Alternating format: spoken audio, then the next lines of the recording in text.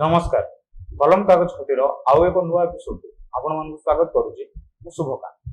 आज कलम कागज खटीरे आम सहित एमती जन अतिथि अच्छे जहाँ विषय में जानिले आपको जी रोचक लगे कौतूहल लगे। तो आम सहित आज जी अतिथि रूप में से वृत्ति में Odisha space application centre senior scientist और ता सहित जड़े ज्योतिष और टैरोट रीडर यह छड़ा साहाड़ा सुंदर भली सुंदर उपन्यास स्रष्टा से। तो आम सहित आज अतिथि रूप में अच्छा श्री रजनीकांत पंडा। रजनीकांत बाबू आपको कलम कागज खटी को स्वागत धन्यवाद। तो आपण को साहित्य विषय पचार पूर्व मुझे प्रथम जाना चाहिए विज्ञान युक्ति लॉजिक ये गोटे भिन्न दिग आध्यात्मिकता विश्वास ये गोटे आउ गोटे दिग। तो दीटा जाक जब आम कह दुईटा भिन्न भिन्न मेरु तो ये दीटा जाक प्रवीण तो दीटा जाक भर केमी आप बालांस मेंटेन कर नहीं मु भावेनि जे दीटा को गोटे भिन्न भिन्न दिग दीटा को गोटे गोटे भिन्न भिन्न मेरु बोली नुहे मते लागे जे दीटा को गोटे ही जिनस कहीं ना विज्ञान भित्ति न थाई कि कौन भी पौराणिक तथ्य नाही एवं आमे कौन होची ना अधिकांश समय मते लागे जे आमे सबु घटनार वैज्ञानिक तथ्य खोजिबाकू जाउछे एवं जोटार तथ्य न पाउछे सेटा जे गोटे अकाहाणी किंबा गोटे अति काल्पनिक बोली भाबुछे सेही अनुसार आमे पुराण को नेकी आमे तर्जमा करूछे जे नै नै एटा गोटे संपूर्ण भिन्न एक दिग किंतु मते लागे जे नै दीटा को होची गोटे ही जिंस आमे सेही जो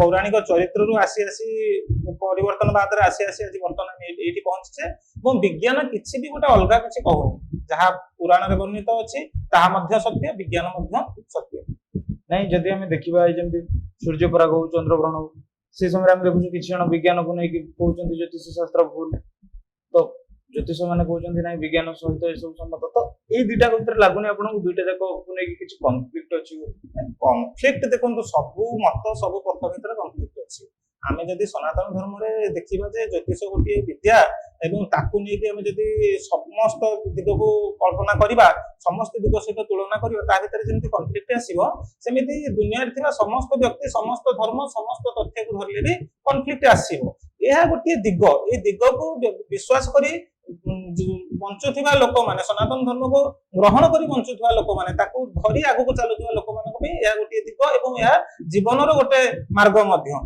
तेणु एथिरे किछि कन्फ्लिक्ट नाही।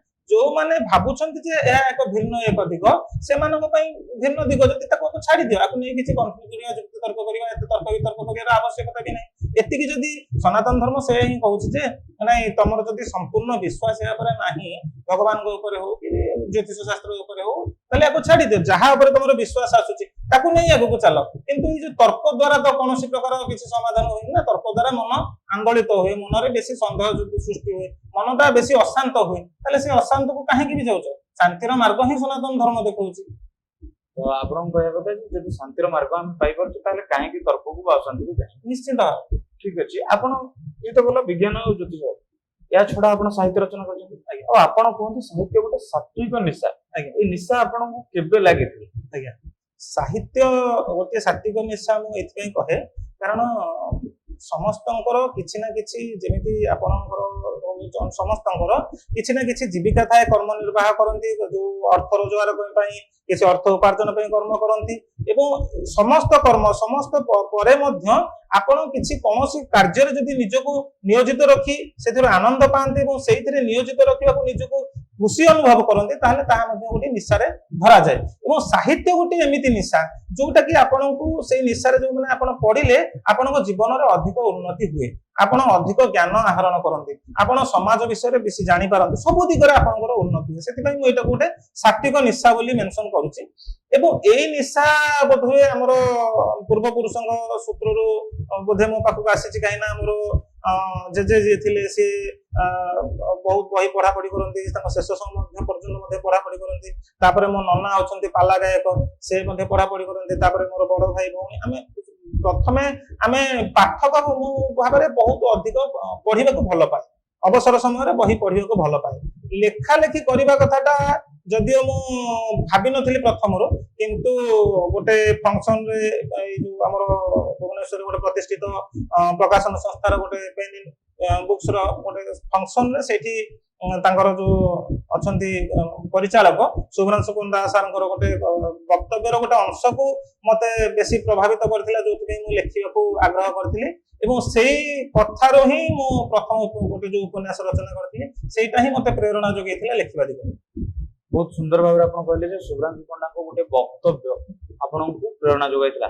ଆପଣ ସେ ବିଷୟରେ ଆଉ ଟିକେ ଏଲାବୋରେଟ କରିପାରିବେ ବା ଡିଟେଲରେ କହିପାରିବେ ହଁ, କଣ ଥିଲା ବକ୍ତବ୍ୟ? ନିଶ୍ଚିତ 2021 କିମ୍ବା 22 ମସିହାରେ ତାଙ୍କର ଯୋଉ ପ୍ରତିବର୍ଷ ବାହାର କରୁଛନ୍ତି PEN in young author award, ସେଇ ବର୍ଷ ଫଙ୍କସନରେ ମୁଁ ଉପସ୍ଥିତ ଥିଲି।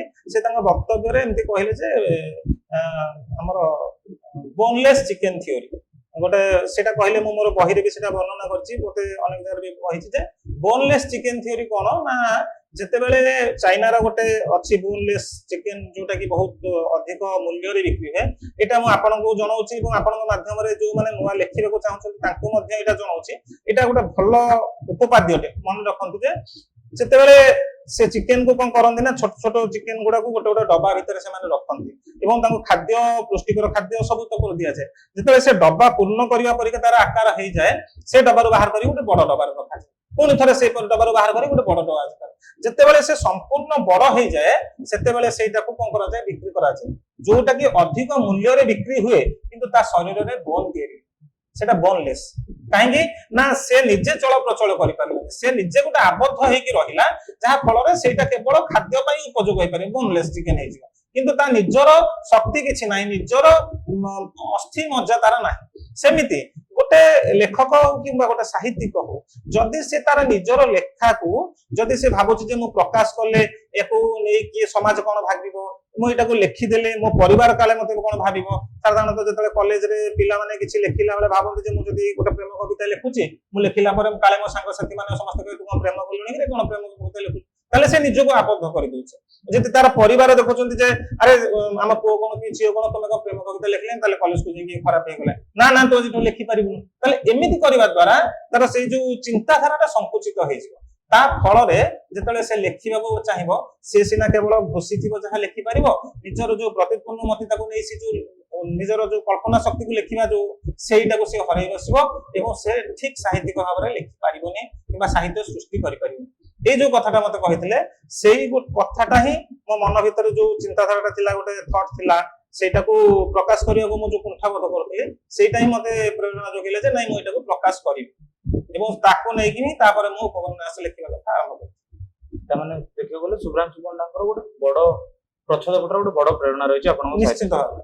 ତେବେ ଯେମିତି ଶୁଭ୍ରାଂଶୁ ପଣ୍ଡାଙ୍କ କଥା କହିଲେ, ଆପଣଙ୍କ ପରିବାରର କଣ ରହିଥିଲା ଏଇ ଯୋଉ ଆପଣଙ୍କ ସାହିତ୍ୟ ଯାତ୍ରାରେ ପରିବାରର ସପୋର୍ଟ କେମିତି ଥିଲା, ପରିବାରର କଣ ଥିଲା ପ୍ରେରଣା, ଏହା ବିଷୟରେ ବହୁତ ଭଲ ରହିଥିଲା। କାହିଁକି ନା ମୁଁ ଏଇ ଘଟଣାଟା ହେଲା ପରେ ସେ ଯୋଉ କାହାଣୀଟା ହଉଛି ଗୋଟେ ପ୍ରେମ କାହାଣୀ ସମ୍ବଳିତ, ଗୋଟେ ପ୍ରେମ କାହାଣୀ ସମ୍ବଳିତ ମାନେ କଣ, ଯେତେବେଳେ ଗୋଟେ ପ୍ରେମ ଗୋଟେ ସଫଳ ହୁଏ, ମତେ ଲାଗେନି ସେଟା କାହାଣୀ ହୁଏ, ଗୋଟେ ପ୍ରେମଟା ବିଫଳ ହେଲେ ହିଁ ସେଟା କାହାଣୀ ହୁଏ। ତେଣୁ ଯେତେବେଳେ ମନେକର ମୁଁ ଗୋଟେ କାହାଣୀ ଲେଖିବି, ସେଟା ଗୋଟେ ବିଫଳ ପ୍ରେମ ଉପରେ ଲେଖିବି ଏବଂ ବିଫଳ ପ୍ରେମଟାକୁ ମୁଁ କେମିତି ପରିପ୍ରକାଶ କରିବି ସେଇଟାକୁ ନେଇକି ହିଁ, କାରଣ ଯେତେ ଉପନ୍ୟାସ ଅଛି ପ୍ରେମ ଉପନ୍ୟାସ, ସେଇ ପ୍ରେମ ଘଟଣାକୁ ନେଇକି ହିଁ ଆଗଉଛି। ତ ଏଇଟାକୁ ମୁଁ କେମିତି ଢଙ୍ଗରେ ଉପନ୍ୟାସଟାକୁ ଆଗେଇବି ଯାହା ଫଳରେ କି ସମସ୍ତେ ଏଇଟାକୁ ପଢିବାକୁ ଭଲ ପାଇବେ। ତ ଏଇଟା ମୁଁ ପ୍ରଥମେ ଯେତେବେଳେ ତାଙ୍କଠୁ ଏଇ ଥିଓରିଟା ଶୁଣିଲି, ତାପରେ ମୁଁ ପ୍ରଥମେ ଚିନ୍ତା କଲି ଯଦି ଏଇ ଥିଓରିଟା ସତ, ତେବେ ମୁଁ ଏଇଟା ପ୍ରଥମେ ମୁଁ ଶୁଣିବି ମୋର ବଡ ଭଉଣୀ, ଦେଖିବା ସିଏ କଣ ରିଆକ୍ସନ କରୁଛି। ମୁଁ ଯେତେବେଳେ ତାଙ୍କୁ ଶୁଣେଇଲି, ମୁଁ ଗୋଟେ ଏମିତି ଗୋଟେ ଭାବିଛି ଥଟ୍ଟା ଅଛି, ମୁଁ ଏଟାକୁ ଲେଖିବାକୁ ଚାହୁଁଛି, ସେ ମତେ ବହୁତ ପ୍ରେରଣା ଯୋଗେଇଲା, ନାଇଁ ନାଇଁ ଲେଖ, ଏଇଠି ସିଏ ବି ବହୁତ ପଢାପଢି କରେ, ଏଇଠି ହଁ ମୁଁ ଏଇଠିକିନା ଟିକେ ଆପଣଙ୍କୁ କହିଦଉଛି, ଆମ ଭାଇ ଭଉଣୀ ମାନଙ୍କ ଭିତରେ ଆମର ସମ୍ପର୍କଟା ଏତେ କ୍ଲୋଜ ଯେ ମୋଠୁ ସେମାନେ ବହୁତ ବଡ, ମୁଁ କିନ୍ତୁ ତାଙ୍କୁ ଏବେ ବି ସେ ତା ପରିକା କରେ। ମୁଁ ଯେତେବେଳେ କହୁଛି ଯେ ମତେ ସେ ଯୋଗେଇଲା, ମତେ ସେ କହିଲା, ମାନେ ସେ ମତେ କିନ୍ତୁ ବହୁତ ବଡ, ସେ ମତେ କହିଲେ ଯେ ଏଇଠିକିନା ପରିବର୍ତ୍ତନ କରିବୁ, ଏମିତି କରିବୁ କହିକି ପ୍ରତି ସ୍ଟେପରେ ମୁଁ ଏଇଆ ଲେଖିଲି ଜଣାଏ, ତାକୁ ଜଣାଏ, ବଡ ଭାଇକି ଜଣାଏ, ସେମାନେ ମତେ ଏଥିରେ କରେକ୍ସନ କରେଇଲେ ଏବଂ ତା ଫଳରେ ପୁରା ଫାଇନାଲ ଏଇଟା ବାହାରିଲା ଏବଂ ବାହାରିଲା ପରେ ମୁଁ ଏଇଟା ପେନରେ ଦେଲି ଏବଂ ସେମାନେ ମଧ୍ୟ ଏଇଟାକୁ ଗ୍ରହଣ କରିକି ତାଙ୍କର ବାହାର କରିଥିଲେ, ଯୋଉଟା କି ଆସିଥିଲା। ତେଣୁ ପରିବାର ମତେ ଏଥିରେ ବହୁତ ସପୋର୍ଟ କରିଛି। ବହୁତ ବଢିଆ। ଆପଣ ଯେମିତି କହିଲେ ଯେ ପ୍ରତ୍ୟେକ ମୁହୂର୍ତ୍ତରେ ପରିବାରର ଆପଣଙ୍କର ସପୋର୍ଟ ଥିଲା ଆପଣଙ୍କ ପ୍ରଥମ ଉପନ୍ୟାସ ଲେଖିଲା ବେଳେ ଶାରଦା ସୁନ୍ଦର। ତ ଆମେ ଯେତିକି ଜାଣିଛୁ ଶାରଦା ସୁନ୍ଦର ଗୋଟେ ଚର୍ଚ୍ଚିତ ଉପନ୍ୟାସ, ଲୋକପ୍ରିୟତା ବି ସାଉଁଟିଛି। ଏଇ ଉପନ୍ୟାସ ଲେଖିବାକୁ ଆପଣଙ୍କୁ କେତେ ସମୟ ଲାଗିଥିଲା ଓ ୟାର ଚରିତ୍ର ଗୁଡିକ ଯୋଉ ଆପଣ ଉପନ୍ୟାସ ଲେଖିଛନ୍ତି, ଏଗୁଡିକ କାହାଣୀରୁ ଅନୁପ୍ରାଣିତ ନା ଆପଣଙ୍କ ନିଜସ୍ୱ ଜୀବନ କାହାଣୀ ଚାରିପଟରେ ରହୁଛି?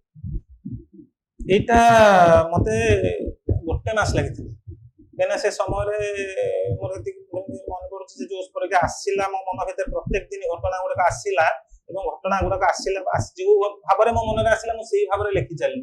ତା ଭିତରେ କୌଣସି ପ୍ରକାର ସାହିତ୍ୟିକ ଅଳଙ୍କାର ହେରିକା ନ ଦେଇ ଯୋଉ ଭାବରେ ଯେମିତି ମୁଁ ଚେଷ୍ଟା କଲି ଯେ ଯେମିତି ମୋର ହାର୍ଟ ରୁ ଆସୁଥିବା କଥା ଗୁଡାକ ହିଁ ମୁଁ ଲେଖିବି, ହୁଏତ ସେଇଟା ଅନ୍ୟ ଜଣଙ୍କର ହାର୍ଟ କୁ ହିଁ ଅଳଙ୍କାର ଲେଖି ଚାଲି 1 ମାସ ହିଁ ଲାଗିଲା। ତାପରେ ଏଇ କାହାଣୀର ଯୋଉ ଉପନ୍ୟାସରେ ଯୋଉ ଚରିତ୍ର ଗୁଡା ଅଛନ୍ତି ସେ ଚରିତ୍ର ମୋ ଜୀବନର ନୁହନ୍ତି କିମ୍ବା କାହା ଦ୍ଵାରା ଯଦିଓ ଅନୁପ୍ରାଣିତ ହେଇନାହାନ୍ତି, କିନ୍ତୁ ମୁଁ କଲେଜ ସମୟରେ ମୁଁ ଭେଟିଥିବା ମୋ ସାଙ୍ଗସାଥି ମାନଙ୍କ ଭିତରେ ହୋଇଥିବା ପ୍ରେମ ସମ୍ପର୍କକୁ ନେଇକି ତାଙ୍କଠୁ ଶୁଣିଥିବା କଥାକୁ ନେଇକି ମୋ ଜୀବନରେ ହେଇଥିବା ଘଟଣାକୁ ନେଇକି ମୁଁ ଯେତେବେଳେ ଗୋଟେ ଆଡୁ ବର୍ଣ୍ଣନା କରି ଚାଲିଲି ତାର କିଛି କିଛି ପ୍ରଭାବ ନିଶ୍ଚିତ ଭାବରେ ରହିଲା ଯେ କଲେଜରେ ପ୍ରେମଟା କେମିତି ହୁଏ, ଗୋଟେ କଲେଜ ଲାଇଫରେ ପ୍ରେମ ବର୍ଣ୍ଣନା ହେଇଛି, ତେଣୁ କଲେଜରେ ପ୍ରେମଟା କେମିତି ହୁଏ, ପ୍ରେମ ହେଲା ବେଳେ କେମିତି କଥା, ଏଗୁଡାକ ରହିଛି ପ୍ରଭାବ। କିନ୍ତୁ ଘଟଣାଟା ସମ୍ପୂର୍ଣ୍ଣ ରୂପେ କାହାର ଜୀବନ ଉପରେ ନୁହେଁ, ଏଇଟା ଗୋଟେ ଥଟ୍ କଣ ନା ଆମର ଯୋଉ ସାହାରା ସୁନ୍ଦର ଫାଷ୍ଟ କଥା ହେଲା ମତେ କେତେ ଜଣ ପଚାରୁଛନ୍ତି ଯେ ସାହାରା ସୁନ୍ଦର କଣ, କାହିଁକିନା ସାହାରା ସୁନ୍ଦରୀ ସହିତ ଆମେ ପରିଚିତ ଏଇ ନାଁ ସହିତ। ତ ମୁଁ ଏଇଟାକୁ ସାହାରା ସୁନ୍ଦର ନାଁଟାକୁ ଏଥିପାଇଁ ରଖିଥିଲି ଯେ ଆମର ପୌରାଣିକ ଘଟଣାରେ ସାହାରା ସୁନ୍ଦରଟା ସାହାରା ଗଛରୁ ଆସିଛି। ସାହାରା ଗଛର ବର୍ଣ୍ଣନା ରହିଛି ଶାରଳା ଦାସଙ୍କ ମହାଭାରତରେ। ଶାରଳା ଦାସ ବର୍ଣ୍ଣନା କରିଛନ୍ତି ଯେ ଗାନ୍ଧାରୀଙ୍କର ବିବାହ କରାଯାଇଥିଲା ସାହାରା ଗଛ ସହିତ। ତାଙ୍କର ଯୋଉ ମଙ୍ଗଳ ଦୋଷ ଥିଲା ସେ ଖଣ୍ଡନ କରିବା ପାଇଁ ସାହାରା ଗଛ ସହିତ ବିବାହ କରାଯାଇଛି। ତ ଯେହେତୁ ମୋ ମନରେ ଆସିଲା ଯେହେତୁ ସାହାରା ଗଛକୁ ବିବାହ କରାଗଲା ଗାନ୍ଧାରୀଙ୍କର, ତେବେ ଇଏ ନିଶ୍ଚିତ ଭାବରେ ବର ହେଲା। ତାହେଲେ ଇଏ ଯଦି ବର ହେଲା ତାହେଲେ ଇଏ ହଉଛି ସୁନ୍ଦରୀ ନୁହେଁ, କାହିଁକି ନା ଏ ଝିଅ ମୋ ଚରିତ୍ର ଅନୁସାରେ ମୁଁ ଏଟାକୁ ଠିକ କଲି।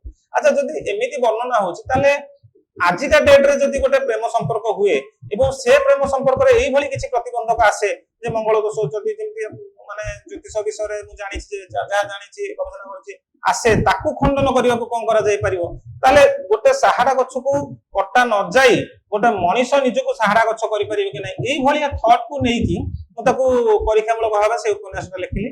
ତେଣୁ ଏଇଟା ସମ୍ପୂର୍ଣ୍ଣ ଭାବରେ ବ୍ୟକ୍ତିଗତ ଜୀବନକୁ କାହାର ଏଇଟା ଇଏ କରିନି, କୌଣସି ଗୋଟେ ବ୍ୟକ୍ତିର ଜୀବନକୁ ଏଇଟା କରିନି, ଗୋଟେ ଚିନ୍ତାଧାରାକୁ ପ୍ରକାଶ କରିବା ପାଇଁ ମୁଁ କିଛି ପ୍ରେମ କରୁଥିବା ଯୁବକ ମାନଙ୍କର ସାହାରା ନେଇଛି, ସେମାନଙ୍କ ଘଟଣାକୁ ନେଇଛି, କିନ୍ତୁ ଏଇଟା ସମ୍ପୂର୍ଣ୍ଣ ରୂପେ କୌଣସି ବ୍ୟକ୍ତିଗତ ଜୀବନକୁ ବର୍ଣ୍ଣନା କରେ।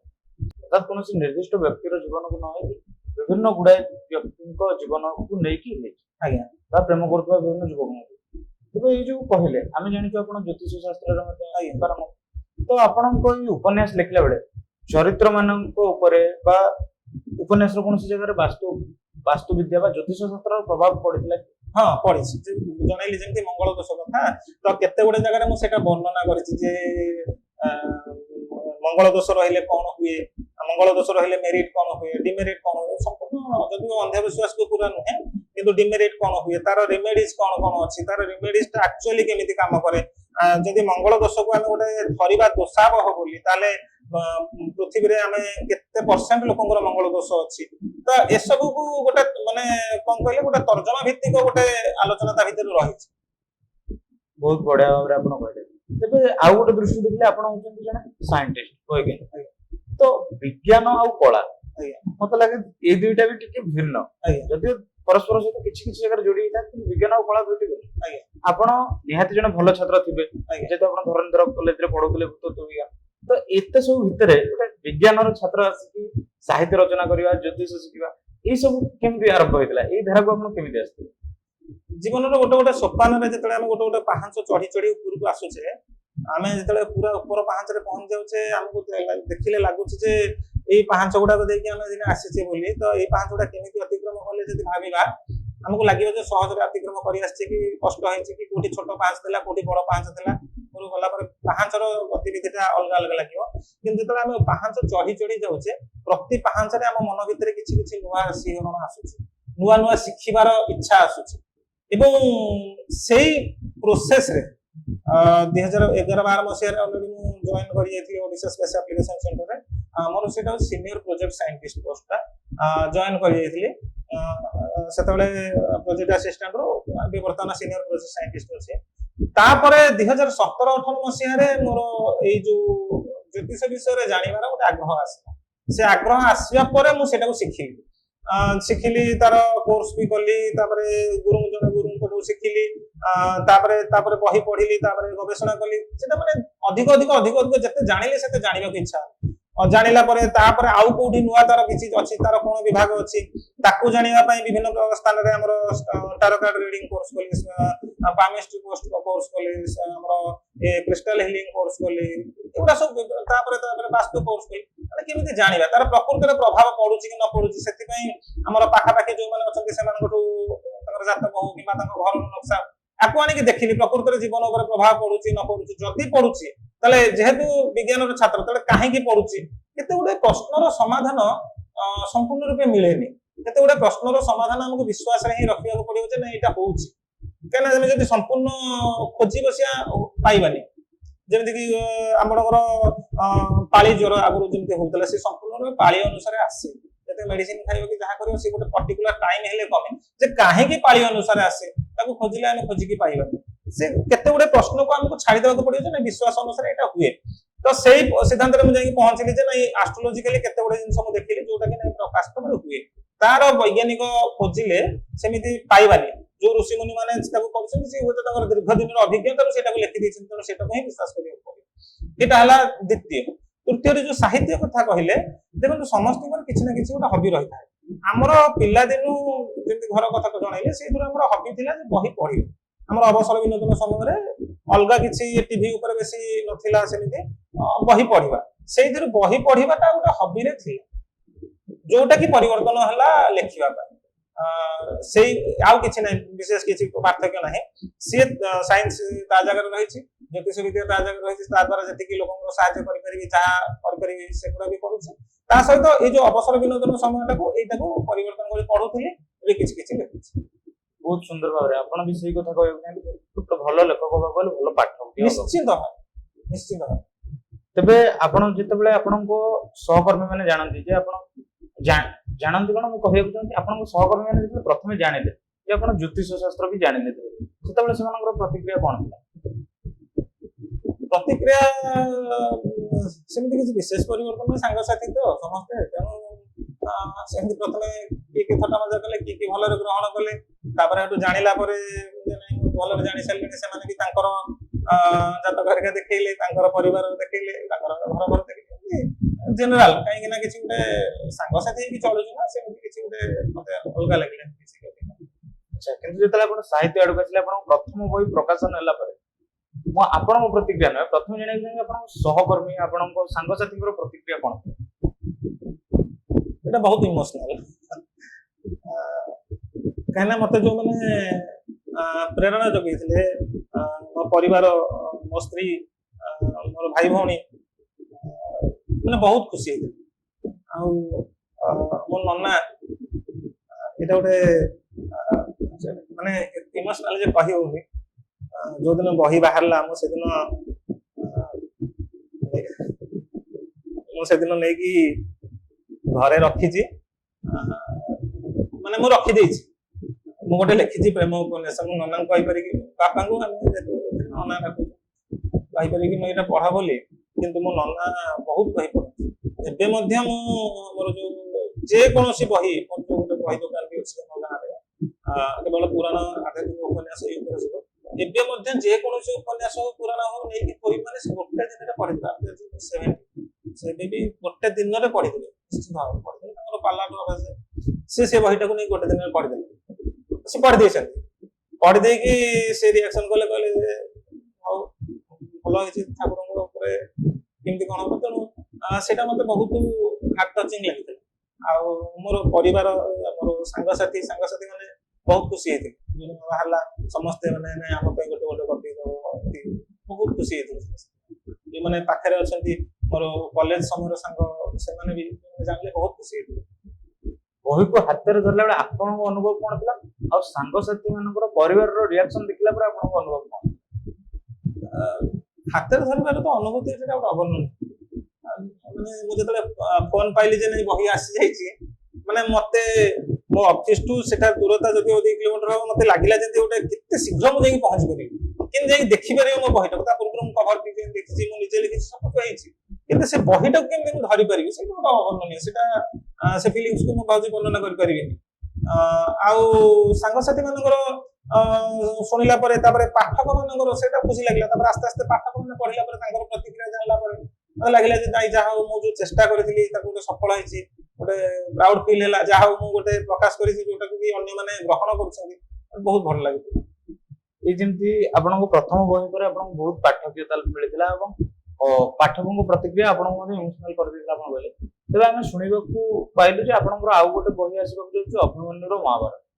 ତ ସେଇଥିରେ ଆପଣ ସାମାଜିକ ବିଷୟକୁ ଯେମିତି ମଣିଷର ବର୍ତ୍ତମାନର ମଣିଷକୁ ଅଭିମନ୍ୟୁ ଭଳି ଦେଖେଇଛନ୍ତି ନା ପୌରାଣିକ କଥାକୁ ନେଇକି ଦେଖେଇଛନ୍ତି? ନାଇଁ ସେଇଟା ସମ୍ପୂର୍ଣ୍ଣ ରୂପେ ପୌରାଣିକ ଚରିତ୍ର ଅଭିମନ୍ୟୁକୁ ନେଇଛି ଏବଂ ଅଭିମନ୍ୟୁକୁ ନେଇକି ମୋ ମନରେ ଯୋଉ ସବୁ ପ୍ରଶ୍ନ ଥିଲା ସେ ପ୍ରଶ୍ନକୁ ମୁଁ ବହୁତ ଗୁଡେ ବହିରୁ ଖୋଜିବାକୁ ଚେଷ୍ଟା କରିଛି। ସଂସ୍କୃତ ମହାଭାରତରୁ ଆମର ଜାନକୀ ପଟ୍ଟନାୟକଙ୍କର ଯୋଉ ଅନୁବାଦ କରିଛନ୍ତି ଯୋଉ ମହାଭାରତ, ତାକୁ ସାଧକ ସଞ୍ଜୀବନୀ ଟୀକା, କୃଷ୍ଣ ସିଂହଙ୍କ ପ୍ରଣୀତର ମହାଭାରତ, ଶାରଳା ଦାସ, ବହୁତ ଜାଗାରୁ ଖୋଜିବାକୁ ଚେଷ୍ଟା କରିଛି। ଚେଷ୍ଟା କରିକି ମୁଁ ଦେଖିଛି ଯେ ଯେତିକି ମହାଭାରତରେ ଆମେ ଦେଖିଛେ ସିରିଏଲ ମାଧ୍ୟମରେ ହଉ କିମ୍ବା କୌଣସି ନାଟକ ମାଧ୍ୟମରେ ହଉ, ଅଭିମନ୍ୟୁ ଚରିତ୍ରକୁ ଯେତିକି ଆମେ ଦେଖିଛେ ଏବଂ ଯେତିକି ଶୁଣିଛେ, କାହିଁକିନା ଅଭିମନ୍ୟୁ କଥା ସମସ୍ତେ କିଛି ନା କିଛି ଶୁଣିଛନ୍ତି ଯେ ସେ ଏମିତି ଚକ୍ରବ୍ୟୁହ ଭିତରେ ସେ ଫେରିବାର ବାଟ ଜାଣିନଥିଲା, ପଶିବାର ବାଟ ଜାଣିଥିଲା, ଫେରିବାର ବାଟ ଜାଣିଥିଲା, ମରିଗଲା।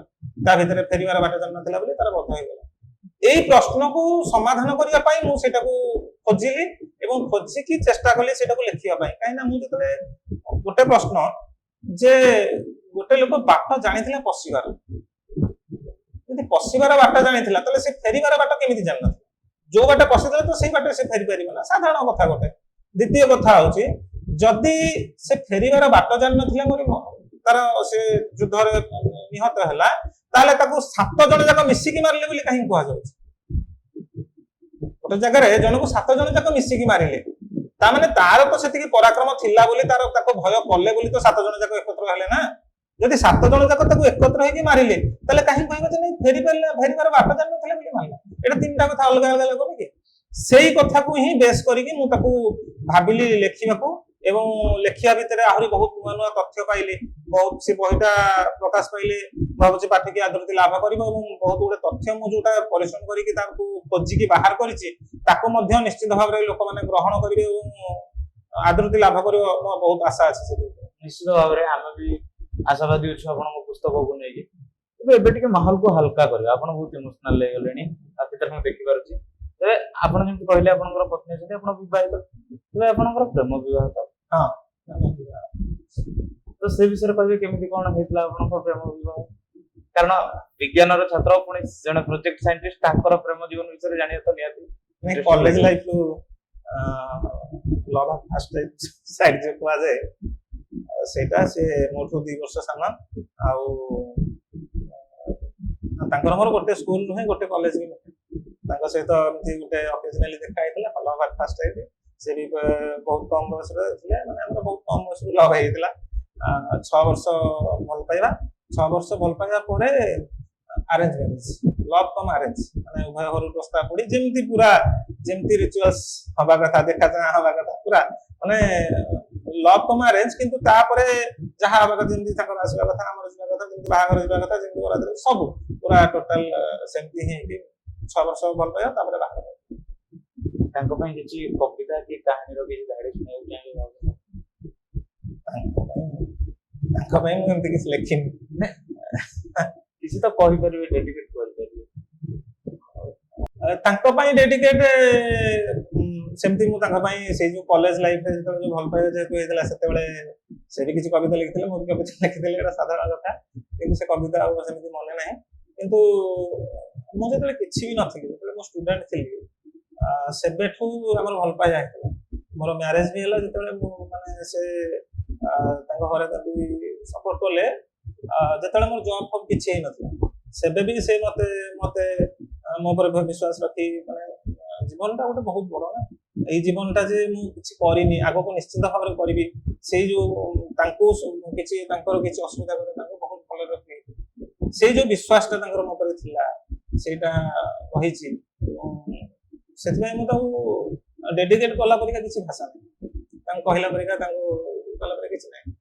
ମତେ ସବୁ ଷ୍ଟେଜରେ, ସବୁ ଜାଗାରେ ସେ ମତେ ବହୁତ ପ୍ରେରଣା ଦେଇଛନ୍ତି। ଦେଇଛନ୍ତି ସପୋର୍ଟ କରିଛନ୍ତି ସୁଖ ଦୁଃଖ ସବୁଥିରେ ସେ ପୁରା ପ୍ରକୃତି ଅର୍ଦ୍ଧାଙ୍ଗିନୀ ସେ ମଧ୍ୟ ସବୁଥିରେ ଫୁଲଫିଲ୍ କରୁଛନ୍ତି। ବହୁତ ସୁନ୍ଦର ଭାବରେ ଆପଣ ଡେଡିକେଟ କରିବେନି କହିକି ବହୁତ କିଛି କହିଦେଲେ। ତେବେ ଆଉ ଗୋଟେ ଦିଗ ଯଦି ଦେଖିବା ଆପଣଙ୍କ ଜୀବନରେ ଆପଣ ସବୁବେଳେ କୁହନ୍ତି ନିଜ ପାଇଁ କମ ବଞ୍ଚିବା ସମାଜ ପାଇଁ ବେଶୀ। ଏଇ ଯୋଉ ବର୍ତ୍ତମାନ ମ୍ୟାଟେରିଆଲିଷ୍ଟିକ ବସ୍ତୁବାଦୀ ଦୁନିଆରେ ଏଇଭଳିଆ ନିଃସ୍ୱାର୍ଥପର ଚିନ୍ତାଧାରା ଆପଣଙ୍କ ମନକୁ କେମିତି ଆସିଲା? ନାଇଁ ଏଇଟା ନିଃସ୍ୱାର୍ଥପର ଚିନ୍ତାଧାରା ନୁହେଁ।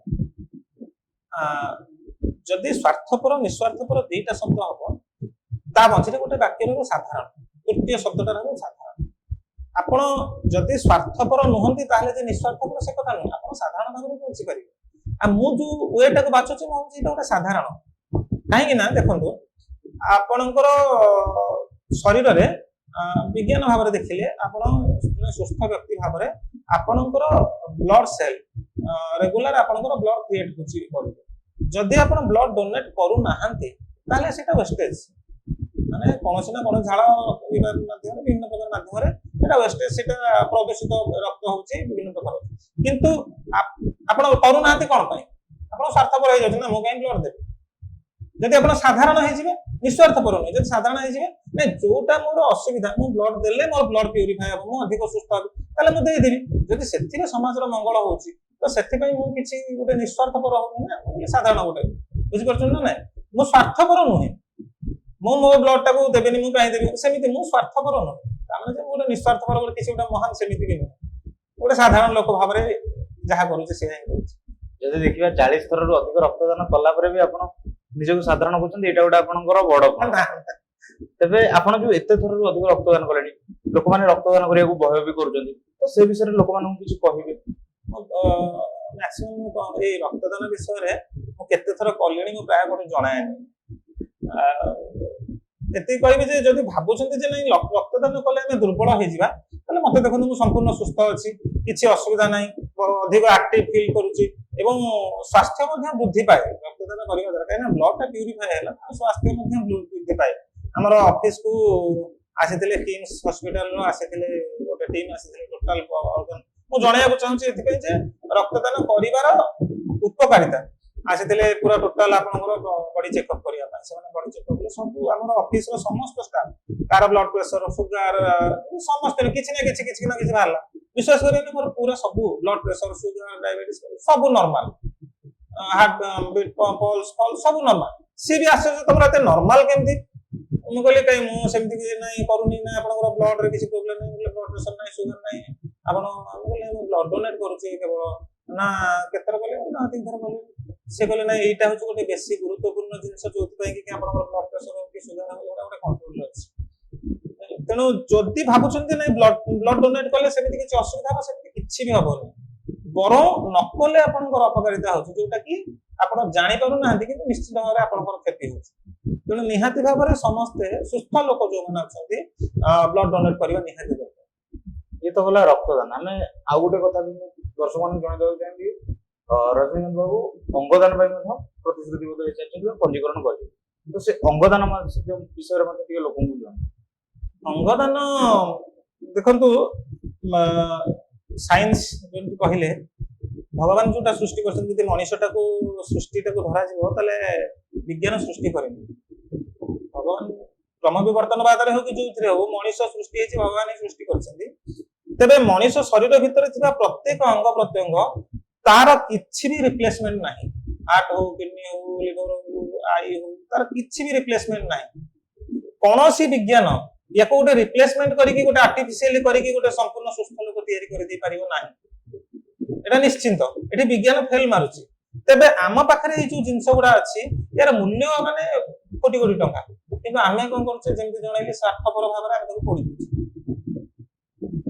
ଆମ ପାଖେ ଯଦି କୋଟିଏ ଟଙ୍କା ଆମ ପାଖେ ରହିବା ଆମେ ତାକୁ ପୋଡ଼ି ପାରିବା କି? ପାରିବାନି। କିନ୍ତୁ କୋଟି କୋଟି ଟଙ୍କାର ଯୋଉ ଜିନିଷ ଗୁଡା ଅଛି ଆମେ ତାକୁ ପୋଡ଼ି ଦଉଛେ, ମାନେ ଅସାବଧାନତା ବଶତଃ ହଉ କିମ୍ବା ଅନ୍ଧବିଶ୍ୱାସ ବଶତଃ ହଉ କିମ୍ବା ସ୍ୱାର୍ଥପର ହେତୁ ହଉ, ଯାହା ବି ହଉ ପୋଡ଼ି ଦଉଛି।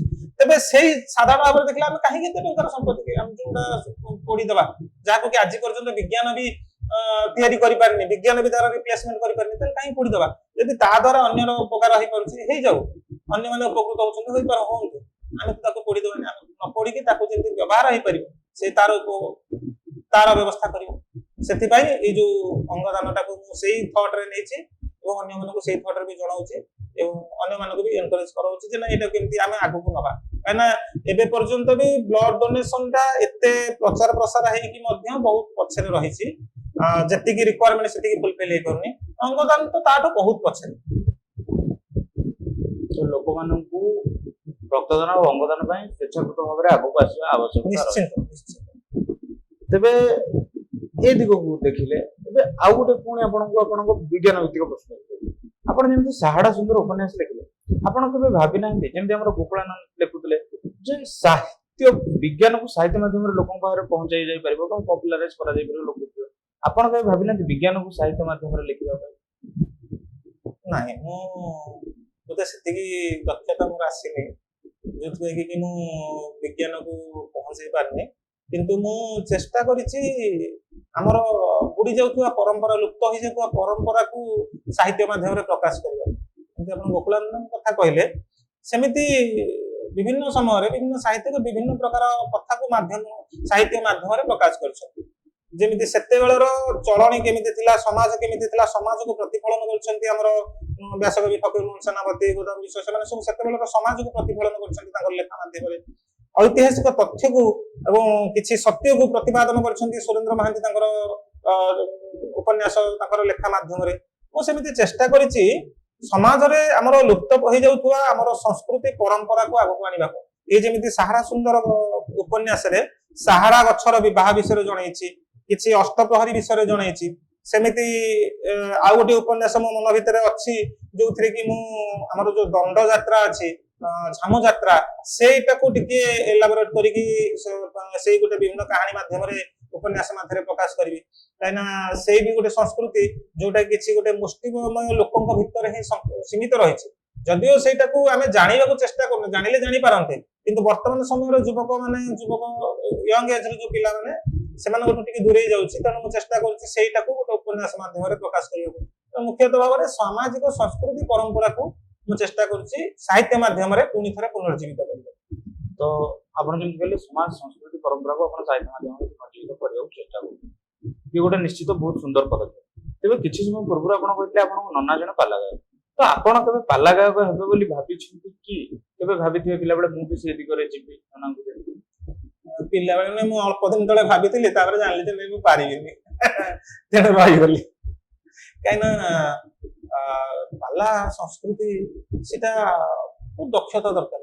କାରଣ ଗାୟନ ଆପଣଙ୍କର ମାନେ ଗାୟକ, ପ୍ରବଚକ, ତାପରେ ଶ୍ଲୋକ, ତାକୁ ସବୁ ଗାଇବେ, କେବଳ ଶ୍ଲୋକ ବି ମୁଖସ୍ଥ କରିବେ, ତାକୁ ପ୍ରବଚନ କରିକା କହିବେ, ତାପରେ ଗାୟନ ଶୈଳୀ ଉଚ୍ଚ କଣ୍ଠରେ କରିବେ। ଏ ସବୁ ପରେ ନୃତ୍ୟ, ଏ ସବୁ ତକ ମିଶିଲେ ଯାଇକି ପାଲା ଗାଇବ। ତାକୁ ଜାଣିଲି ଯେ ମୁଁ ପାରିବିନି, ଏତେ ସମୟ ଦେଇକି ତାକୁ ମୁଁ କରିପାରିବିନି, ମୁଁ ତେଣୁ ରହିଗଲି। ଇଚ୍ଛା ଥିଲା, ମଝିରେ ଚେଷ୍ଟା କରୁଥିଲି, କିନ୍ତୁ ମୁଁ ଜାଣିଲି ମୁଁ ତାକୁ ପାରିବିନି। ଆପଣଙ୍କ କଥା ଆପଣଙ୍କୁ ଆୟତ କରିବା ଟିକେ ବହୁତ କଷ୍ଟ ନିଶ୍ଚିତ ଭାବେ। ତେବେ ଏତେ ସବୁ ଭିତରେ ଆପଣ ଯେମିତି ଆମେ ଜାଣିଛୁ ଆପଣ ପୁରା ଦିନ ସାରା ଅଫିସରେ ରୁହନ୍ତି, ତ ଆପଣ ଦିନ ସାରା ଅଫିସରେ ରହିବା, ତାପରେ ଜ୍ୟୋତିଷ ଶାସ୍ତ୍ର, ତାପରେ ସମାଜ ସେବା, ତ ୟା ଭିତରେ ଆପଣ ସାହିତ୍ୟକୁ ସମୟ କେମିତି ଦେବେ? ସେଥିପାଇଁ କହିଲେ ନା ସାହିତ୍ୟ ଗୋଟେ ସାତ୍ବିକ ନିଶା। ସେ ନିଶାଟା ଲାଗିଲେ, ଆଉ ନିଶାଟା ତ ଯାହା ଯୋଉ ନିଶା ହଉ, ଯିଏ ନିଶା ଯାହାକି ଲାଗିଛି ସେ ନିଶା କେବେ ସେ ଛାଡି ପାରୁଛି? ଯେତେ ଗହଳି ଥାଉ, ଯେତେ ବ୍ୟସ୍ତ ଥାଉ, ଯେତେ ଯାହା ଥାଉ, ସେ ନିଶା ଆଡକୁ ଧାଏ ନା ନାଇଁ? ସେମିତି ଏଇଟା ଗୋଟେ ନିଶା।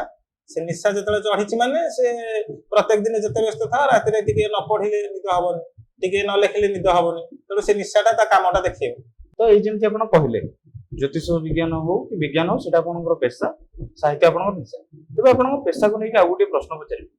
ଆପଣ ଜ୍ୟୋତିଷ ବିଜ୍ଞାନ ବି ଜାଣିଛନ୍ତି, ବିଜ୍ଞାନ, ତେବେ ମଣିଷ ଜୀବନରେ ଭାଗ୍ୟ ବଡ ନା କର୍ମ ବଡ? ଦେଖନ୍ତୁ, ଭଲ କଥାଟି ପଚାରିଲେ। କର୍ମ ନିଶ୍ଚିତ ଭାବରେ ଆମେ କର୍ମ କରିବା, କିନ୍ତୁ କର୍ମର ଫଳଟା ଆମ ହାତରେ ନାହିଁ। ଏଇଠିକିନା ଆମକୁ ଭାଗ୍ୟ ଯାହା ଦବ, ଯାହା ସପୋର୍ଟ ଏଇଠିକିନା ରହେ ଭାଗ୍ୟ ଫଳଟା। କାହିଁକି ନା ଦେଖନ୍ତୁ, ଗୋଟିଏ ବିଲରେ ଆପଣ ଯଦି ପ୍ରତିବର୍ଷ ଚାଷ କରୁଛନ୍ତି, ପ୍ରତିବର୍ଷ ସମାନ ପରିଶ୍ରମ କରୁଛନ୍ତି, ତାହେଲେ ସମାନ ଫଳ ପାଉଛନ୍ତି କି? କାହିଁକି ପାଉନାହାନ୍ତି? ଆପଣ ତ କର୍ମ କଲେ। ତା ନିର୍ଭର କରୁଛି ବର୍ଷା ଉପରେ, ତା ନିର୍ଭର କରୁଛି ବାୟୁମଣ୍ଡଳ ଉପରେ। ତାହେଲେ ସେଇ ବାୟୁମଣ୍ଡଳ, ସେଇ ବର୍ଷା, ସେଇ ବର୍ଷ କେମିତି ହବ, ସେଇଟା କେମିତି ହବ? ଯଦି ସମ୍ପୂର୍ଣ୍ଣ ସମାନ ଭାବରେ ବର୍ଷା ବି ହେଲା, ତାହେଲେ ବି ଫଳଟା ସମାନ ଆସିବ ବୋଲି ଆପଣ କହିପାରିବେ? କହିପାରିବେନି। ତେଣୁ ସେଇଠି କର୍ମ ସହିତ ଆମକୁ ଭାଗ୍ୟ ଉପରେ, ଭାଗ୍ୟର ଇଏ ରହୁଛି, ପ୍ରଭାବ ରହୁଛି। ଏମିତି ନୁହେଁ ଯେ ଭାଗ୍ୟ କିଛି ନୁହେଁ, ଆମେ ମୋ ଭାଗ୍ୟରେ ନାହିଁ ବୋଲି ମୁଁ ବସି ପଡିବି, ସେମିତି ନୁହେଁ। ଭାଗ୍ୟରେ ଅଛି ଏବଂ ସେଥିପାଇଁ ଆମକୁ କର୍ମ କରିବାକୁ ପଡିବ, ତାହେଲେ ଯାଇକି ଆମେ ଫଳଟା ପାଇବା। ତେଣୁ କର୍ମ ଫଳ ରହିଛି, ଭାଗ୍ୟର ଫଳ ମଧ୍ୟ ରହିଛି। ଆପଣଙ୍କ ଜୀବନରେ କେବେ ଏମିତି ହେଇଛି ଆପଣ କର୍ମ କରିଛନ୍ତି କିନ୍ତୁ ଭାଗ୍ୟ ଫଳ ଆପଣଙ୍କୁ ଆଶାନୁରୂପ ମିଳେନି? ହଁ, ହେଇଛି, ବହୁତ ଥର ହେଇଛି। ମତେ ଲାଗିଛି ଯେ ନାଇଁ ମୁଁ ଯେତିକି ପରିଶ୍ରମ କରୁଛି, ମତେ କଣ ସମସ୍ତଙ୍କୁ ଲାଗିଛି ଆମେ ଯୋଉ ଅନୁସାରେ ପରିଶ୍ରମ କରୁଛେ ସେଇ ଅନୁସାରେ ଆମକୁ ଫଳ ମିଳିଲେ ସେଇଟା କଣ, ସେ ଫଳଟା କାହିଁକି ମିଳିବ? ସମସ୍ତଙ୍କୁ ଲାଗୁଥିବ, କିନ୍ତୁ ଏମିତି ଯୁକ୍ତି ଦରକାର ଆସିଲା ବେଳକୁ ଆମେ ସିନା କହିଦଉଛନ୍ତି ଭାଗ୍ୟ ଭାଗ୍ୟ କିଛି ନାହିଁ ବୋଲି, କିନ୍ତୁ ସେଇ ଜିନିଷଟା କଣ? ମୁଁ ଯଦି କର୍ମ କରୁଛି ସେଇ ପରିମାଣ, ତାହେଲେ ମତେ କାହିଁ ମିଳିବ? ନିଶ୍ଚିତ ଭାବରେ ଭାଗ୍ୟର ପ୍ରଭାବ ଅଛି। ବହୁତ ସୁନ୍ଦର ଭାବରେ ଆପଣ କହିଲେ। ଆପଣ ବିଜ୍ଞାନ ଆଉ ଜ୍ୟୋତିଷ ଶାସ୍ତ୍ର ଭିତରେ ଯୋଉ ସମନ୍ୱୟ ରକ୍ଷା କରୁଛନ୍ତି ସେ ଭାରି ରୋଚକ ପୂର୍ଣ୍ଣ ଲାଗୁଛି। ତେବେ ଆପଣ କିଛି ସମୟ ଆଗରୁ କହିଥିଲେ ଯେ ଭଲ ଲେଖକଟିଏ ହେଲେ ଭଲ ପାଠକଟିଏ ହବା ଦରକାର, ତ ଆପଣ ବହୁତ ପଢାପଢି କରନ୍ତି। ଏବେ ମୋର ପ୍ରଶ୍ନ ରହିବ, ବର୍ତ୍ତମାନ ଯୁବପିଢିର ଯୋଉମାନେ ଲେଖୁଛନ୍ତି ତା ଭିତରୁ ଆପଣଙ୍କ ପ୍ରିୟ କବି, ଗାଳ୍ପିକ, ଉପନ୍ୟାସିକ ଏବଂ ବରିଷ୍ଠ ମାନଙ୍କ ଭିତରୁ ଆପଣଙ୍କ ପ୍ରିୟ କବି, ଗାଳ୍ପିକ, ଉପନ୍ୟାସିକ ସେମାନଙ୍କ ନାଁ କହିବେ?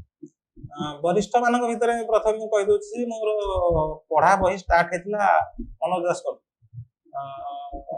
ମନୋଜ ଦାସଙ୍କର ମୋର ସେ ଅଛନ୍ତି ବହୁତ ପ୍ରିୟ। ତାପରେ ହେଲେ ସୁରେନ୍ଦ୍ର ମହାନ୍ତି, ବରିଷ୍ଠଙ୍କ ଭିତରେ କହୁଛି। ତାପରେ କବି ମାନଙ୍କ ଭିତରେ ବରିଷ୍ଠ ରହିଲେ ରମାକାନ୍ତ ରଥ, ଆମର ପ୍ରସନ୍ନ ପାଟ୍ଟଶାଣୀ, ମାୟାଧର ମାନସିଂ। ପ୍ରସନ୍ନ ପାଟ୍ଟଶାଣୀଙ୍କର ଦେଖା ହେଲେ କହିବି ସେ କଥା, ବହିଟା ମୁଁ ବହୁତ ଥର ପଢିଛି ଏବଂ ବହୁତ ଯୁବକ ଯୋଉମାନେ କବିତା ଲେଖିବାକୁ ଇଚ୍ଛା କରନ୍ତି ଆସନ୍ତି ମୋ ପାଖକୁ, ମୁଁ ସେମାନଙ୍କୁ ମଧ୍ୟ କହେ ଯେ ଏଇ ବହିଟା ପଢ, ଏଥିରେ ଦେଖ କେମିତି ସେ ବର୍ଣ୍ଣନା କରିଛନ୍ତି। ମାନେ ହେଲେ ବରିଷ୍ଠରେ ସୁରେନ୍ଦ୍ର ମହାନ୍ତି, ଆମର ମନୋଜ ଦାସ। ବର୍ତ୍ତମାନ ସମୟର ଯୋଉମାନେ ରହିଲେ ଯୁବ ନୁହନ୍ତି, ଟିକେ ବୟସ୍କ ରହିଲେ, ତାଙ୍କ ଭିତରେ ମତେ ଭୀମ ସାରଙ୍କର ଲେଖା ବହୁତ ଭଲ ଲାଗେ। ଦେଖନ୍ତୁ, ମୋର ଗୋଟେ କଣ ହଉଛି, ମୋର ପର୍ଟିକୁଲାର ଗୋଟେ ଲଭ ହିଁ ଚଏସ୍ କିମ୍ବା ଡିଟେକ୍ଟିଭ ନୋଭେଲ ହିଁ ଚଏସ୍ ଏମିତି ନାହିଁ। ମୁଁ ପଢେ, ମୋର ବିଭିନ୍ନ କ୍ଲାସରେ ବିଭିନ୍ନ ରାଇଟରଙ୍କର ବିଭିନ୍ନ ଲେଖା ମତେ ଭଲ ଲାଗେ। ଯେମିତି ଫିଲୋସଫିକାଲ ଲେଖା ଗୁଡା ରହେ ମନୋଜ ଦାସଙ୍କର, ଲଭ ରୋମାଣ୍ଟିକ ରହେ ବିଭୂତି ପଟ୍ଟନାୟକଙ୍କର, ତଥ୍ୟ ଭିତ୍ତିକ ରହେ ସୁରେନ୍ଦ୍ର ମହାନ୍ତି, ଏମାନଙ୍କର ମତେ ଭଲ ଲାଗେ। କବିତା ଉପରେ ରମାକାନ୍ତ ରଥଙ୍କର ତାଙ୍କର ଗୋଟେ ଥଟଫୁଲ ଲେଖା ଗୋଟେ ରହେ। ମାୟାଧର ମାନସିଂଙ୍କର ସବୁ ପ୍ରକାର କବିତା, କେବଳ ପ୍ରେମ କବିତା ନୁହେଁ, ସବୁ ପ୍ରକାର କବିତା ଭଲ ଲାଗେ। ଆଉ ଭୀମ ସାରଙ୍କର ମତେ ପ୍ରାକ୍ଟିକାଲ ନଲେଜ ଟାକୁ ସେ ଯୋଉ ମାନେ ତାଙ୍କର ହଉଛି କଣ କହିଲେ, ପୁରା ଗ୍ରାଉଣ୍ଡ କୁ ଯାଇକି ସେ ସର୍ଭେ କରିକି ତାକୁ ପୁରା ଡାଟା ଟାକୁ ସେ ଯେମିତି ପ୍ରକାଶ କରିଥାନ୍ତି ସେଇଟା ଭଲ ଲାଗେ। ବର୍ତ୍ତମାନ ସମୟରେ ସେମିତି ମତେ ଭଲ ଲାଗେ ପରମ ବ୍ରହ୍ମ ସାରଙ୍କର, ତାଙ୍କର ସେ ଯୋଉ ଲେଖନ୍ତି ତଥ୍ୟ ଭିତ୍ତିକ ଲେଖା ଗୁଡା, ଗୋଟେ ଅନୁଚିନ୍ତାମୂଳକ ଲେଖା ଗୁଡା, ସେଗୁଡା ମତେ ଭଲ ଲାଗେ। ତାପରେ ଶୁଭ୍ରାଂଶୁ ସାରଙ୍କର ଲେଖା ଭଲ ଲାଗେ, ତାଙ୍କର ଉପନ୍ୟାସ ଶିଳ୍ପ ଭାଗବତ, ସୁସମାଚାରକୁ ଗୋଟେ ତିର୍ଯ୍ୟକ ଭାବରେ ସେ ତାକୁ ଯୋଉ ଲେଖିଛନ୍ତି ସେଇଟା ଭଲ ଲାଗେ। ତାପରେ କବି ଭିତରେ ମତେ ଭଲ ଲାଗେ ବାଦଲ ସାରଙ୍କର, ବାଦଲ ମହାନ୍ତି ବର୍ଷା ପବ୍ଲିକେସନ, ତାଙ୍କର କବିତା ଗୁଡାକ ମତେ ଭଲ ଲାଗେ। ଏବେ ଯୁବକ ମାନଙ୍କ ଭିତରେ ଆମର ବଡ ଭାଇ ବିଭୁତା, ତାଙ୍କର ଗଳ୍ପ ଉପନ୍ୟାସ ସବୁ ମତେ ଭଲ ଲାଗେ। ତାଙ୍କର ଗୋଟେ ଲେଖାର ଗୋଟେ ଅଲଗା ଥଟ୍ ଥାଏ, ମାନେ ଗୋଟେ ଛୋଟ ଥଟ୍ କୁ ସେ କେମିତି ଏଲାବୋରେଟ କରିକି ବର୍ଣ୍ଣନା କରିକି କରନ୍ତି, ସେଇଟା ମତେ ଭଲ ଲାଗେ। ଯୁବ କବି ଆମର ବିଶ୍ୱ ମହାପାତ୍ର, ଏବେ ରସଲଗଡ ପ୍ରେମିକା ବାହାରିଥିଲେ, ସେଇଟା ମତେ ତାଙ୍କ କବିତା ଭଲ ଲାଗେ। ଏବେ ନୂଆ ଲେଖୁଛନ୍ତି ଆମର ବୀଣାପାଣି ପ୍ରଧାନ, ପରପୁରୁଷ ଲେଖିଛନ୍ତି, ସେଗୁଡା ମତେ ଭଲ ଲାଗେ। ଏଇ ମାନେ ଲେଖକ ମାନଙ୍କୁ ମତେ ଭଲ ଲାଗେ। ଆଉ ଯୁବ କବି ଭିତରେ ମହାଦେବ ପ୍ରଧାନ, ତାଙ୍କର ଲେଖା ମଧ୍ୟ ମତେ ଭଲ ଲାଗେ। ବହୁତ ସୁନ୍ଦର ଭାବରେ ଆପଣ ବରିଷ୍ଠ ନେଇକି ବର୍ତ୍ତମାନ ଯୁବପିଢି ପର୍ଯ୍ୟନ୍ତ ଆପଣଙ୍କ ପ୍ରିୟ ସାହିତ୍ୟିକ ମାନଙ୍କର ସୂଚନା ଦେଲେ। ତେବେ ଅନେକ ଯୁବପିଢି ବର୍ତ୍ତମାନ ସାହିତ୍ୟ କ୍ଷେତ୍ରକୁ ଆସିବାକୁ ଚାହୁଁଛନ୍ତି, ସେମାନଙ୍କୁ ଆପଣ କଣ ସୂଚନା ଦେବାକୁ ଚାହିଁବେ? ସେମାନଙ୍କୁ କାହାକୁ ଅନୁକରଣ କରନ୍ତୁ, ଏଇଟା ପ୍ରାୟ ସମସ୍ତେ କୁହନ୍ତି, କିନ୍ତୁ ପ୍ରକୃତରେ କାହାକୁ ଅନୁକରଣ କରନ୍ତି। ଆଉ ଗୋଟେ ଶୁଭ୍ରାଂଶୁ ସାର୍ ଆଉ ଗୋଟେ ଜାଗାରେ ବି ଗୋଟେ କଥା କହିଥିଲେ ଯେ ତମେ ଯୋଉ ଲେଖାଟାକୁ ଅନୁଭବ କରୁଛ ଯେ ବର୍ତ୍ତମାନ ଏଇଭଳିଆ ଲେଖା ଆସୁନି, ଏଇଭଳିଆ ଲେଖା ଆସିଲେ ଭଲ ଲାଗନ୍ତା, ସେଇଭଳିଆ ଲେଖା ଲେଖିବାକୁ ଚେଷ୍ଟା କର, ତମେ ଭଲ ଲେଖକ ହବ। ଆଉ ଗୋଟେ ଜିନିଷ ବି ମତେ ମୋର ମୁଁ ତ ନିଜେ କିଛି କହିବାକୁ ଚାହୁଁନି, କାହିଁକି ମୁଁ ସେତେ ବଡ କିଛି ଗୋଟେ ବ୍ୟକ୍ତିତ୍ୱ ନୁହେଁ ଯେ ମୁଁ ଗୋଟେ ନିଜର ଗୋଟେ ଥଟ୍ କହିବି, ସେମିତି ନୁହେଁ। ମତେ ଯୋଉ ଥଟ୍ ଭଲ ଲାଗୁଛି, ମୁଁ ସେଇ ଯୋଉଟାକୁ ନେଇକି ମୁଁ ଲେଖିବାକୁ ଆଗେଇଛି, ଲେଖୁଛି, ତାକୁ ମୁଁ ଜଣାଉଛି। ଆଉ ଗୋଟେ ମତେ ଭୀମ ସାର୍ କହିଥିଲେ ଯେ ତମେ ଯୋଉ ବିଷୟରେ ଲେଖିବାକୁ ଚାହୁଁଛ ସେ ବିଷୟରେ ବାରମ୍ବାର ନିଜକୁ ନିଜେ ପଚାର, ନିଜକୁ ନିଜେ ଘାଣ୍ଟ। ଯଦି କୌଣସି ତଥ୍ୟ ଜାଣିବାକୁ ଚାହୁଁଛ ତଥ୍ୟକୁ ବି ସଂଗ୍ରହ କର, ନିଜକୁ ନିଜେ ବେଶୀ ପର୍ଯ୍ୟାଲୋଚନା କର, ତାହେଲେ ଯାଇକି ତମେ ପ୍ରକୃତ ନିର୍ଦ୍ଦେଶଟା ବାହାର କରିପାରିବ। ଆଉ ଗୋଟେ କଥା ରହିଛି, ଯୋଉଟା ବାଦଲ ସାରଙ୍କର ଗୋଟେ ଜାଗାରେ ସେ କହିଥିଲେ ଥରେ, ଯେ କୌଣସି ଗୋଟେ ମାନେ ହଠାତ୍ କିଛି ଘଟି ଯାଉଥିବା ଘଟଣାକୁ ନେଇକି ପ୍ରଭାବିତ ହେଇକି କିଛି ଲେଖିବାକୁ ଚେଷ୍ଟା କରନି, ସେଇଟା ବହୁତ ଥର ତମକୁ ଭୁଲରେ ପକେଇଥାଏ। ବର୍ତ୍ତମାନ ତମେ କଲେଜରେ ତମେ ପ୍ରେମ କରୁଛ, ପ୍ରେମରେ ବିଫଳ ହେଇଗଲେ ତାକୁ ନେଇକି ସାଙ୍ଗେ ସାଙ୍ଗେ କିଛି ଗୋଟେ ଲେଖିଦବ, ପ୍ରେମରେ ସଫଳ ହେଲେ ତାକୁ ସାଙ୍ଗେ ସାଙ୍ଗେ, ସେଇଟା ଗୋଟେ ସାହିତ୍ୟ ପଦବାଚ୍ୟ ହବ। ତାକୁ ନେଇକି ଗୋଟେ ଥଟ୍ ରଖିବ, ସେ ଗୋଟେ ହେଇ ବିଫଳତାକୁ ସଫଳତାକୁ ଥଟ୍ କରିକି ବହୁତ ଦିନ ପର୍ଯ୍ୟାଲୋଚନା କଲା ପରେ ଯୋଉଟା ଲେଖିବ ସେଇଟା ଯାଇକି ହବ ସାହିତ୍ୟ। ଯଦି ଆମେ ଦେଖିବା ସାହିତ୍ୟ କ୍ଷେତ୍ରରେ ଆମର ସବୁବେଳେ ପାଠକ ମାନେ ବି ସେଇଟା ଜାଣିବାକୁ ଉତ୍କଣ୍ଠା ରଖିଥାନ୍ତି ଯେ ଆପଣ ତାଙ୍କ ପ୍ରିୟ ସାହିତ୍ୟିକଙ୍କର ଆଗାମୀ ଯୋଜନା କଣ ଅଛି। ଆଉ ଆମେ ଯୋଉମାନେ ସାହିତ୍ୟ କ୍ଷେତ୍ରରେ କାମ କରୁଛୁ ଆମକୁ ବି ଜାଣିବାର ଥାଏ ଯେ ଆମ ସମସାମୟିକ ସାହିତ୍ୟିକଙ୍କର ଆଗାମୀ ଯୋଜନା କଣ ରହିଛି। ଯେମିତି ଆପଣ କହିଲେ ଅଭିମନ୍ୟୁର ମହାଭାରତ, ତା ଛଡା ଆପଣଙ୍କର ଆଉ କଣ କଣ ଆଗାମୀ ସାହିତ୍ୟିକ ଯୋଜନା ରହିଛି ବା ନୂଆ କଣ ପୁସ୍ତକ ଆସିବ? ଯୋଡିଏ ଗୋଟେ ପ୍ରକାଶ ପାଇଛି, ଗୋଟେ ପ୍ରକାଶ ଅପେକ୍ଷାରେ ଅଛି। ଗୋଟେ ଗଳ୍ପ ସଂକଳନ କରିବାର ଯୋଜନାରେ ଅଛି, କେତେ ଗୁଡିଏ ଗଳ୍ପ ଲେଖିଲେଣି, ଯୋଉଗୁଡାକ କି ଯେମିତି ଜଣାଇଛି ଯେ ମୋର କାହାଣୀ ଗୁଡାକ କୌଣସି ବିଷୟବସ୍ତୁ ଉପରେ କେନ୍ଦ୍ରିତ ନ ହେଇକି ଗୋଟେ ମାନେ ଗୋଟେ ତଥ୍ୟ ଗୋଟେ ଘଟଣାକୁ ପ୍ରକାଶ ରୂପରେଖ ଦେବାକୁ, ଗୋଟେ ଥଟ୍ କୁ ରୂପରେଖ ଦେବାକୁ ଗୋଟେ ବିଷୟବସ୍ତୁକୁ ମୁଁ ପରିକଳ୍ପନା କରିଥାଏ। ସେମିତି ମତେ ମୁଁ ଭାବୁଛି ନିଶ୍ଚିତ ଭାବରେ ସେଇଟା ମଧ୍ୟ ଗ୍ରହଣ କରିବେ, ସେ ଥଟ୍ କୁ ଗ୍ରହଣ କରିବେ, ବିଭିନ୍ନ ଥଟ୍ କୁ ଗୋଟେ ରୂପାନ୍ତରିତ କରିଛି ଗୋଟେ ଘଟଣାର ରୂପ ଦେଇକି, ତାକୁ ନେଇକି ଗୋଟେ ଗଳ୍ପ ସଂକଳନ କରିବାକୁ ଆଗକୁ ଅଛି, ଯୋଜନା ଅଛି। ମୁଁ ଜଲ୍ଦି ସେଇଟା କରିଦେବି, କିଛି ଗପ ହେଇଗଲାଣି, ଆଉ ଅଳ୍ପ କିଛି ଗପ ହେଇଗଲା ପରେ କରିଦେବି। ଆଉ ସେଇଭଳି ଭାବରେ ଯଦି ଥଟ୍ ମୋର ନ ଆସେ, ସେମିତି ନୁହେଁ ଯେ ମୁଁ ରେଗୁଲାର ପ୍ରତିବର୍ଷ ଗୋଟେ ବହି ଦେବି ବୋଲି କିଛି ଲେଖିବି, ସେମିତି ମୁଁ କରିପାରୁନି। ତେଣୁ ସେଇଭଳିଆ ଥଟ୍ ଯଦି ମୋର ଆସିବ ଆଗକୁ ଏଇ ଯୋଉଟାକ ପରେ, ତାହେଲେ ଆଉ ଯୋଜନା କରିବି। ବହୁତ ସୁନ୍ଦର ଯୋଜନା ଅଛି ଆପଣଙ୍କର। ଏବେ ତ ହେଲା ସାହିତ୍ୟ, ଆପଣ ବୃତ୍ତିଗତ କ୍ଷେତ୍ରରେ ସେ ଜ୍ୟୋତିଷ ଶାସ୍ତ୍ର ହଉ କି ବୈଜ୍ଞାନିକ କ୍ଷେତ୍ର ହଉ, ଆପଣ ଭବିଷ୍ୟତରେ ଆପଣଙ୍କ କୋଉଠୁ ଦେଖୁଛନ୍ତି? ଜ୍ୟୋତିଷ ଭାବରେ ମୁଁ ସେଇଟା ଜ୍ୟୋତିଷଟାକୁ ସମ୍ପୂର୍ଣ୍ଣ ପ୍ରଫେସନ, ଯଦିଓ ପ୍ରଫେସନାଲି ଲୋକମାନଙ୍କର ଦେଖୁଛି, କିନ୍ତୁ ଅର୍ଥୋପାର୍ଜନ ମାଧ୍ୟମ ଭାବରେ ମୁଁ ସେଇଟାକୁ ଏତେ ପର୍ଯ୍ୟନ୍ତ ବି ସେଇଟାକୁ କରିନି। କାହିଁକିନା ବହୁତ ସମୟରେ ଆପଣ ଦେଖିବେ ବିଭିନ୍ନ ଲୋକ ଆସୁଛନ୍ତି, ଅସୁବିଧାରେ ଆସୁଛନ୍ତି। ତେଣୁ ମୁଁ ଯେତେ ଚେଷ୍ଟା କରୁଛି ଏବଂ କରିଛି ଏବଂ ଆଗକୁ ମଧ୍ୟ କରିବି, ଏଇଟା ଯଦି ଗୋଟେ ବିଦ୍ୟା ହୁଏ, ଏ ବିଦ୍ୟା ସାହାଯ୍ୟରେ ମୁଁ ଅନ୍ୟମାନଙ୍କର କେମିତି ସାହାଯ୍ୟ କରିପାରିବି, ଏ ବିଦ୍ୟା ସାହାଯ୍ୟରେ ଯଦି କାହାର ଦୁଃଖ ଦୂର ହେଇପାରୁଛି, କଷ୍ଟ ଦୂର ହେଇପାରୁଛି, ତାହେଲେ ସେଇଟାକୁ ମୁଁ କେମିତି କରିପାରିବି, ଏଇଟାକୁ ମୁଁ ଆଗକୁ ଚେଷ୍ଟା କରିବି, ଏବେ ବି କରୁଛି ଏବଂ ଆଗକୁ ମଧ୍ୟ କରିବି। ଏବଂ ମୁଁ ଯଦି ଏଇ ବିଦ୍ୟାକୁ କେହି ଶିଖିବାକୁ ଚାହାନ୍ତି, ତାହେଲେ ଠିକ ଭାବରେ ଯେମିତି ଶିଖେଇ ପାରିବି। ମୋର କିଛି ତିନି ଜଣ ପିଲା ମୋଠୁ ଶିଖିଛନ୍ତି, ଏବଂ ଆଗକୁ ଯଦି କିଏ ଶିଖିବାକୁ ଚାହାନ୍ତି ତାଙ୍କୁ ମଧ୍ୟ ମୁଁ ଶିଖେଇବି, ଓ ସଠିକ ଭାବରେ ସେମାନେ କେମିତି ଏଇଟାକୁ ବ୍ୟବହାର କରିପାରିବେ ତାରକୁ ମଧ୍ୟ ଗାଇଡ କରିବି। ଏଇଟା ହଉଛି ଜ୍ୟୋତିଷ ଭାବରେ। ଆଉ ରହିଲା ବୃତ୍ତିଗତ ଭାବରେ ମୁଁ ଯୋଉ ଜାଗାରେ ସର୍ଭିସ କରିଛି, ସେ ଜାଗାରେ ନିଷ୍ଠାପର ଭାବରେ କାମ କରିକି ସେ ଅନୁଷ୍ଠାନକୁ ଆଗକୁ ନବା ସହିତ ସେ ଜାଗାରେ ଯେମିତି ଗୋଟେ ସମ୍ମାନଜନକ ସ୍ଥିତିରେ ନିଜକୁ ପହଞ୍ଚାଇ ପାରିବି, ସେଥିପାଇଁ ନିଶ୍ଚିତ ନିରନ୍ତର ମୁଁ ଚେଷ୍ଟା ଜାରି କରିବି।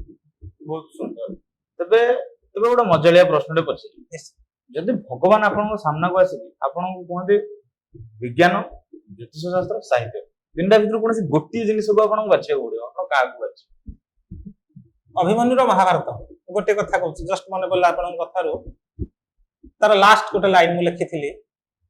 ଅଭିମନ୍ୟୁର ମହାଭାରତଟା ମୋର ଯୋଉ ବର୍ଣ୍ଣନା ହେଇଛି ଯେ ସେ ଅଭିମନ୍ୟୁ ଯୁଦ୍ଧ କ୍ଷେତ୍ରରେ ପଡିକି ତାର ଜୀବନଟାକୁ କହୁଛି, ତାର ଜୀବନର ଯେମିତି ଅଗ୍ରସର ହଉଛି, ସେ ପ୍ରତି କ୍ଷେତ୍ରରେ ଆସ୍ତେ ଆସ୍ତେ ଅନୁଭବ କରୁଛି ଯେ ସେ ଭଗବାନ ହଉଛନ୍ତି କୃଷ୍ଣ, ଭଗବାନ ଶ୍ରୀକୃଷ୍ଣ ହିଁ ହଉଛନ୍ତି ପରମ ବ୍ରହ୍ମ, ସିଏ ହଉଛନ୍ତି ଭଗବାନ।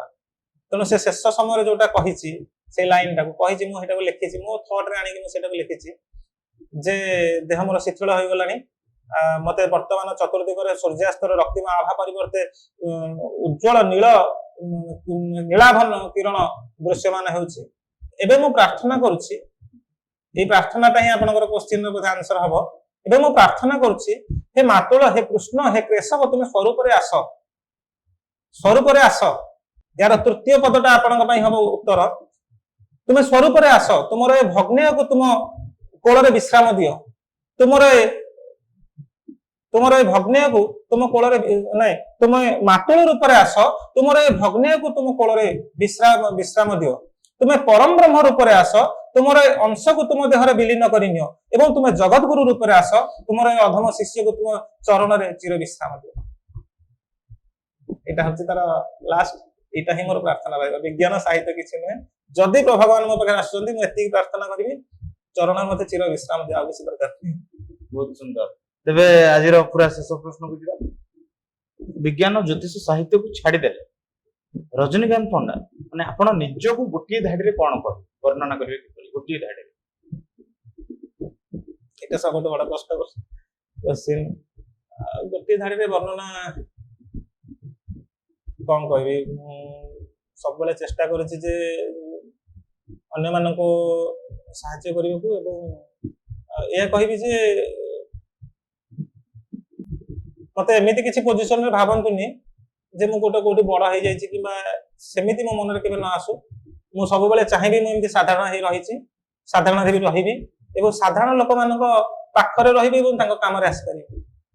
ବହୁତ ସୁନ୍ଦର ଭାବରେ ଆପଣ କହିଲେ ଯେ ଲୋକଙ୍କ ପାଇଁ କାମରେ ଆସିବେ। ତେବେ ଆଜି ଆମର ଏଇ କଲମ କାଗଜ ଖଟି ଆଉ ଅନନ୍ୟ ଡିଜିଟାଲ ଏଇ ମାହୋଲକୁ ଆସିକି ଆପଣଙ୍କୁ କେମିତି ଅନୁଭବ ହଉଛି? ବହୁତ ଭଲ ଲାଗିଲା, କାହିଁକି ନା ଏଠି ଆଲୋଚନା ଯାହା ବି ହେଲା, ଯାହା ପ୍ରଶ୍ନ ହେଲା, ଯାହା ସବୁ ମତେ ଭାରି ହୃଦୟସ୍ପର୍ଶୀ ଲାଗିଲା। ଆଉ ମତେ ଲାଗିଲା ଯେ ମୁଁ ନିଜ ମନର କଥା କିଛି ପ୍ରକାଶ କରିପାରିଲି। ବହୁତ ଭଲ ଲାଗିଲା। ତେବେ ଏପିସୋଡ ସାରିବା ପୂର୍ବରୁ ଆମେ ଆପଣଙ୍କ ପାଖରୁ ଗୋଟେ ଛୋଟ କବିତା ବା କବିତାର କିଛି ଅଂଶ ଶୁଣିବାକୁ ଚାହେଁ। କବିତା ଯଦିଓ ମୁଁ ସେମିତି ବିଶେଷ କିଛି ଲେଖିନି, ତେବେ ଯେତେବେଳେ ଏଇ ଅଭିମନ୍ୟୁର ମହାଭାରତ ଲେଖୁଥିଲି, ଏଇଟା ମତେ ବହୁତ ସମୟ ଲାଗିଥିଲା, ବହୁତ ତଥ୍ୟ ସଂଗ୍ରହ କରିଥିଲି। ସେତିକି ବେଳେ ଗୋଟେ କବି ସମ୍ମିଳନୀରେ ମତେ ଡାକିଥିଲେ, ତେଣୁ ସେ କବି ସମ୍ମିଳନୀରେ ଉପସ୍ଥାପନା କରିବା ପାଇଁ ଗୋଟେ କବିତା ଲେଖିଥିଲି। ଯେହେତୁ ଏ ଭିତରେ ଥିଲି, ତେଣୁ ସେ ଅଭିମନ୍ୟୁ ଉପରେ ହିଁ ଏଇଟା ଥିଲା। ସେ କବିତାର ପ୍ରଥମ ଦି ଲାଇନ ଥିଲା ଯେ ନିଶସ୍ତ୍ର ମୁଁ ନୁହେଁ ପରାଜିତ, ନିଶସ୍ତ୍ର ମୁଁ ନୁହେଁ ପରାଜିତ, ଯଦି ତୁମେ ବୀର ଦିଅ ମୋର ଅସ୍ତ୍ର, କର ସମ୍ମୁଖରୁ ଯୁଦ୍ଧ, ନିଶସ୍ତ୍ର ମୁଁ ନୁହେଁ ପରାଜିତ। ଏଇଟା ତାର ପ୍ରଥମ ଥିଲା। ତାପରେ ଆଉ 2-3ଟା ଷ୍ଟାନ୍ଜା ଥିଲା, ଏଇଟା କିନ୍ତୁ ଫାଷ୍ଟ ଥିଲା ଯେ ଏହି କବିତାର ପ୍ରଥମ। ବହୁତ ସୁନ୍ଦର। ତେବେ ଆଜି ଅନନ୍ୟ ଡିଜିଟାଲ ଏଇ କଲମ କାଗଜ ଖୁଟିରେ ଆମ ସହିତ ଏମିତି ଜଣେ ମଣିଷ ଉପସ୍ଥିତ ଅଛି ଯିଏ ବିଜ୍ଞାନ ସହିତ ଆଧ୍ୟାତ୍ମିକତା ଓ ସାହିତ୍ୟ ସହିତ ସମାଜ ସେବାର ଏକ ଅନନ୍ୟ ସମନ୍ୱୟ। ତ ଆଜି ତାଙ୍କ ବହୁମୂଲ୍ୟ ସମୟରୁ କିଛି ସମୟ ଦେଇ ଆମ ସହିତ ଯୋଡି ହୋଇଥିବାରୁ ରଜନୀକାନ୍ତ ଭାଇଙ୍କୁ ଅଶେଷ ଅଶେଷ ଧନ୍ୟବାଦ।